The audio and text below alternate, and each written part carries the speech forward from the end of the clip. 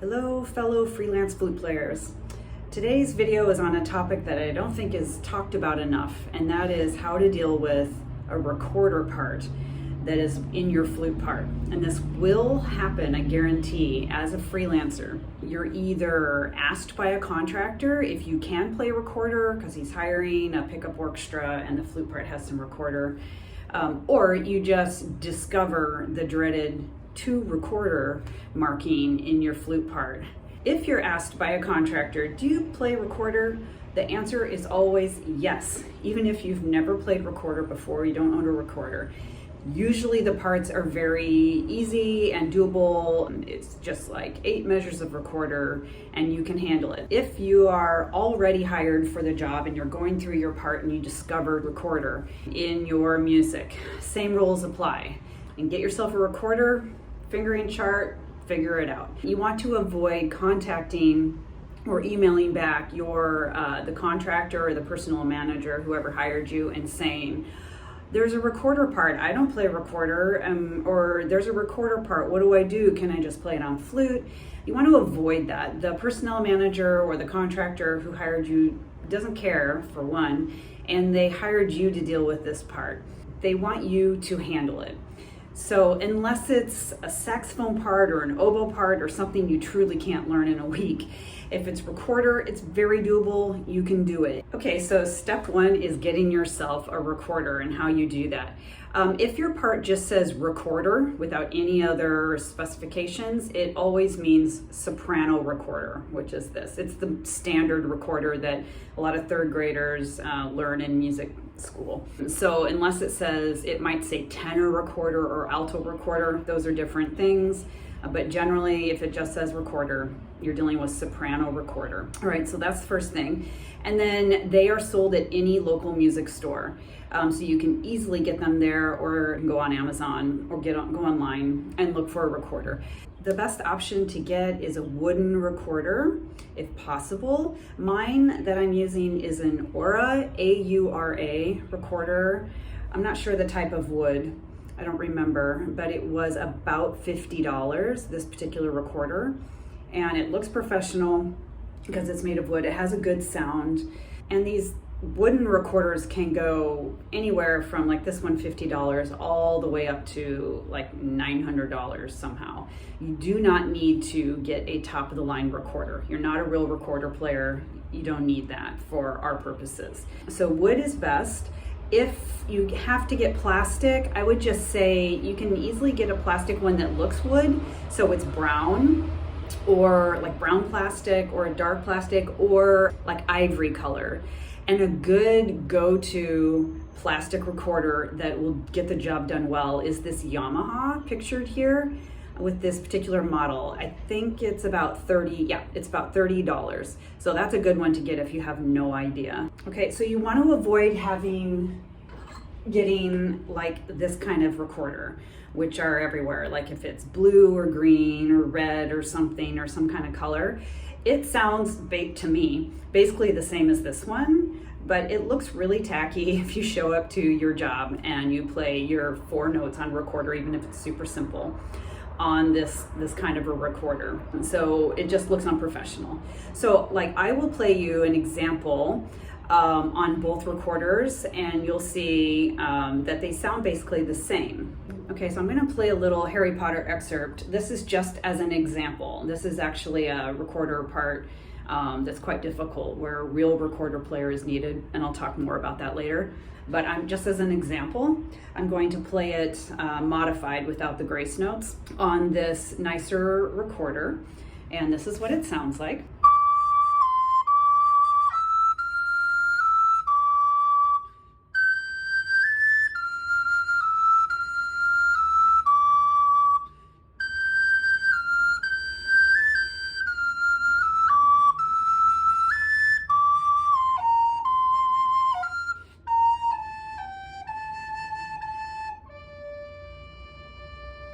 Okay, so that was not perfect. I haven't practiced it, so it's a little glitchy. But anyway, that's what it sounds like. And if I play it on this, I think this was $8 recorder, it sounds basically the same.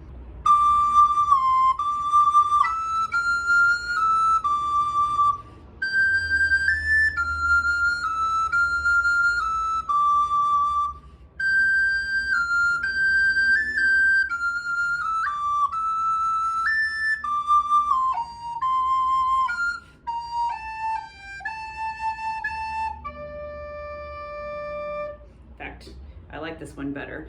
But you need to show up with a recorder that looks like a real instrument. All right, the next thing I'm going to go over is just some pointers on how to practice your part that you have. Basically, when you get your recorder, you will get a fingering chart with it. And if for some reason your recorder does not come with one, you can easily find a recorder fingering chart online. And a lot of the notes are the same as the flute: G, A, B, D, E, F, F, you do forked. The only notes, or not the only notes, but the main notes that you're likely to play a lot that are different on the recorder is C, which is this, and it does have the thumb, C, and then D, which is just this one finger. There is another fingering for that, but that's wildly different than the flute the flute fingering. So you do have to get used to that. One bit of advice I would say is you can just, if you need to, for some of the notes that are a lot different, the fingerings are a lot different than flute, just write in your fingering above your note for safety. There's no shame in that. In fact, this little excerpt I have is from the musical Wicked. The recorder part's super easy. So this is one part, and if you can see, I think on it's just F to C half notes. Somebody has lightly written in the fingerings there. So feel free to do that. A lot of recorder parts are simple, so just say yes to playing recorder. This is a great example. It starts G, G, and you just do that. So that's just G like the flute. You just blow in, and you don't worry about trying to make it sound beautiful.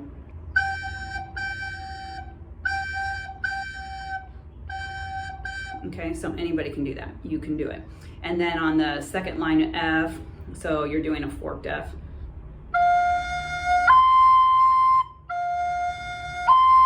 So you might have to write in the C fingering. Okay, but if your part is more involved than that, so going back to the Harry Potter example, I'll play through it and then just talk through things I would do to maybe modify it a little bit to make it more doable, or just general practice strategies that you can apply here to basically get the job done. So again, this is usually played by a real recorder player, and I'll talk more about that at the end of this video, but just as an example of how I, as a flute player, will deal with this part. So to start off, it's a D, which is super awkward on the recorder. So it's just this finger with no thumb.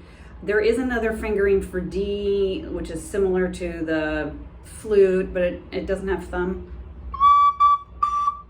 Yeah, there's no thumb. But to me, it's awkward getting to the C. So basically, whatever is easier is what you want, because you don't want to make it more complicated than it needs to be. So for me, it's easier doing this D because that's what I'm familiar with, and then I can get to the C easier because I just put the thumb down for C. So again, whatever is easier is what you need to do, even if the intonation isn't ideal, because that's you have other things to deal with than intonation. Okay, so you're starting. Oh, and another thing. So starting right on the D, you're not supposed to, I think, on recorder have your pinky down. It's just this, but when I started this, I need to have something down or the recorder feels like it's falling out of my hands. So again, we're not real recorder players, so do whatever you need to again, get the job done. So D, I just put down an extra finger or two. It's something that's not going to change the pitch.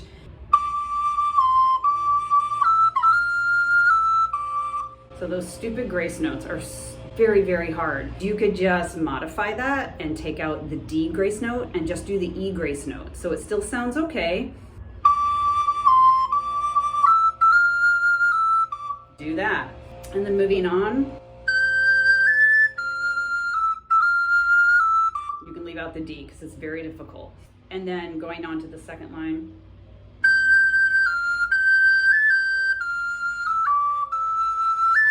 That at A, this is that measure 8 I just played.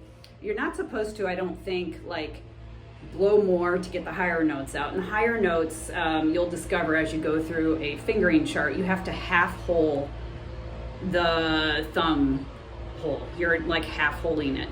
So it gets to be very dangerous up there. It can easily, the notes easily don't come out. The F, E, D, E, A, I just blow more to get that A out, because if it doesn't come out, it sounds awful and it's kind of scary.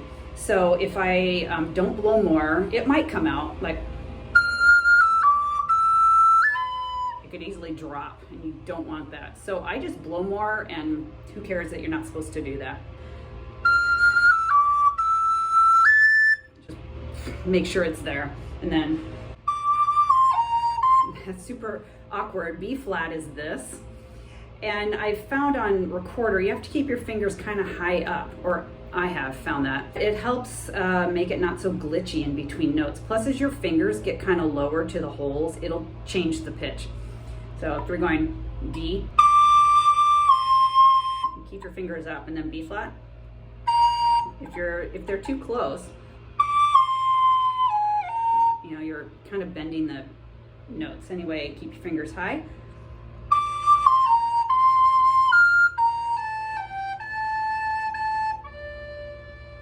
And I think that D is super sharp, but again, who cares?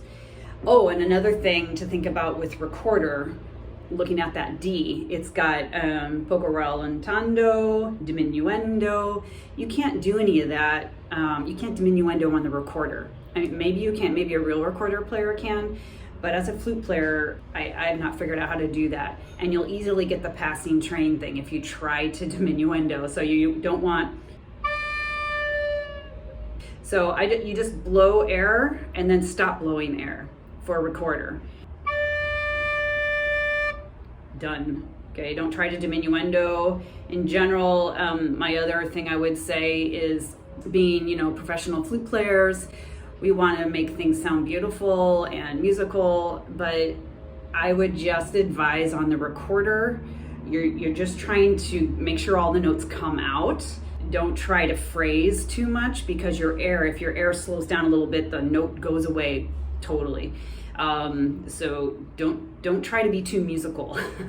You just want to get the notes to come out, and you're dealing with remembering the fingerings. So again, the biggest thing is don't overcomplicate it. Your main concern is remembering your fingerings and getting the notes out.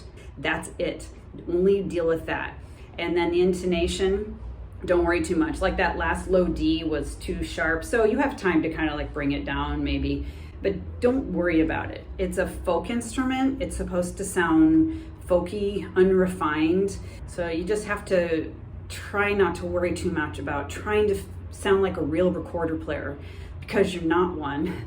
You're a flute player. You're a freelance flute player trying to get a job done. So it's an important mentality shift, I think.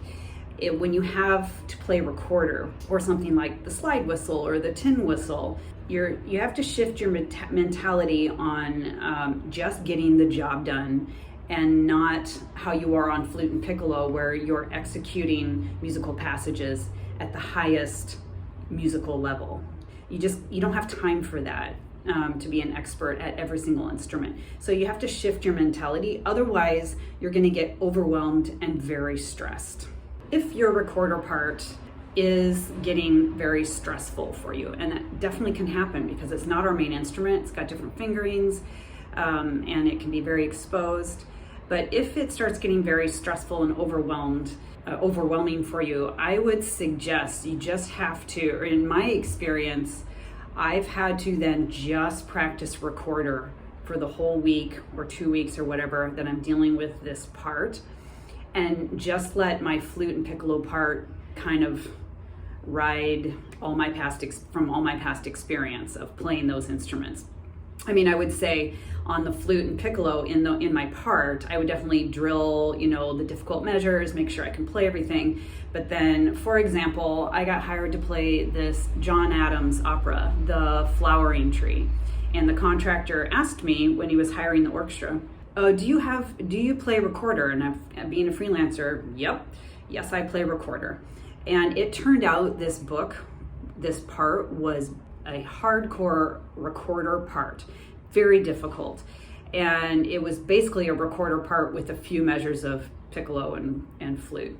So I had to spend the week, I think I had probably a week or 2 weeks to get ready for the first rehearsal. I, drilled out the flute and piccolo parts. Okay, but then I had to just focus on the recorder. I basically just played recorder for the whole time. I just didn't have time to deal with the flute and piccolo part. I had to prioritize my time and just practice recorder. And what I did is I got out my Rubank Elementary book and just played through everything on recorder, so you really get used to the different fingerings. And I just played my recorder parts every single day to get the muscle memory in my fingers so that it wasn't so stressful. So that's what I had to do to make it manageable to get through that job. Plus John Adams was conducting himself, so it was extra stressful. My part was flute and piccolo, probably alto flute, and then recorder, which it turned out most of the book was recorder, and a very difficult recorder part. Also in my book, in my part, were maracas and a rain stick. So this is the stuff you're typically dealing with in the freelance world, in the real world, as I like to always call it. You're not playing just a straight ahead flute part. You're dealing with playing stuff that is not your main instrument, and you have to figure out how to do it as best as you can. So you have to mentally shift into, how do I get this job done? So having said that, most recorder parts within a flute part are very easy, and to always just say yes if asked if you can play recorder. Generally, that is always true. There is the exception of the John Adams opera that I mentioned, The Flowering Tree. That's a huge recorder part, but it's doable. I figured it out. You can totally do it. The only exception I would say is the Harry Potter movie music, Prisoner of Azkaban. There's other Harry Potter movies that have optional recorder. It's very doable, but the Prisoner of Azkaban is a special exception. If you are asked if you can play recorder for that in like a regional orchestra situation, you can certainly do it, but just know that the full-time orchestras they hire out real recorder players. The recorder parts are that hard. These flute parts, and I have copies, like flute, the first flute part is you have to play flute, and it's a difficult flute part. It has piccolo, alto flute, and then you also have to play soprano recorder, alto recorder, and tenor recorder. So the different recorders, and I think it's alto recorder that you have to transpose. It's not written transposed for you for some stupid reason. Like alto, when you play alto flute, the part's transposed for you, but not alto recorder. The second flute part, which I've played in a regional orchestra in Indiana somewhere or something, is you have a flute and piccolo, but then you also have to play alto and tenor recorder. It's very difficult. Again, you have to get these alto and tenor recorders and figure it out. If you're getting hired for a regional orchestra or a pickup orchestra, contracted out orchestra, you're likely going to have to deal with those recorder parts yourself. For full-time orchestras, they will just hire out real recorder players, and you only have to play your flute, alto, and piccolo. I just want to make sure I have clarified that, because I would hate to say, yeah, just say yes to anything, and then your first recorder thing is the Prisoner of Azkaban. So again, as a freelancer, you will have to play recorder at some point in your career. You can expect it. So if you don't already own a recorder, I would get one now. General freelancing 101 rule: if you're asked if you can play recorder, you say yes, get yourself a recorder and figure it out. All right, if you found this video helpful, please hit subscribe, and then you'll be in the loop for upcoming videos. And please feel free to leave any comments if you want me to go over something specific, and I will continue to put out videos about everything dealing with freelancing as a freelance flute player. Thanks for watching.